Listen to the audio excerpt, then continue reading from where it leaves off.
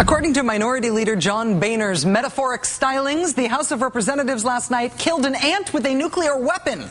The ant, of course, was a gigantor killer alien ant from outer space that mercilessly destroyed Earth's economy, and an informed complaint about the nuke they used is that it wasn't big enough to make sure the ant never comes back. See, two can play the bad metaphor game, John Boehner.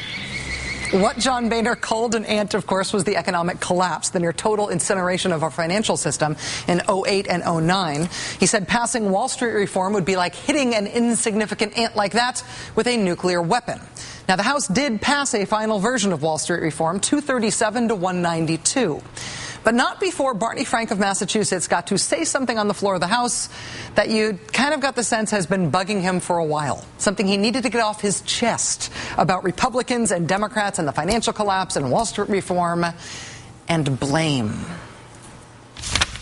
The fact is that the Republican Party controlled the House and the Senate from 1995 through 2006. During that period, they showed remarkable restraint.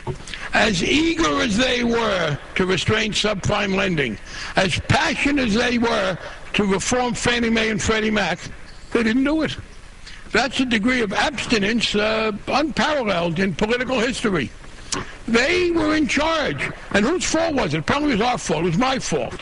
And as I've said before, people who have accused me of being the secret manipulator of Tom DeLay, well, if that were the case, you wouldn't have cut taxes for very rich people. You wouldn't have gone to war in Iraq. And as I said, if he was listening to me, he wouldn't have gone on the dance show. You know, I wish I could have it back. I wish I knew I was secretly in charge of the Republican agenda.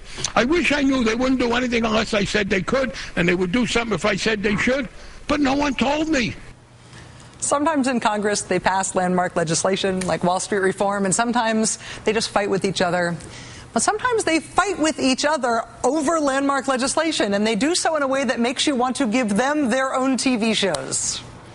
Those days are good days.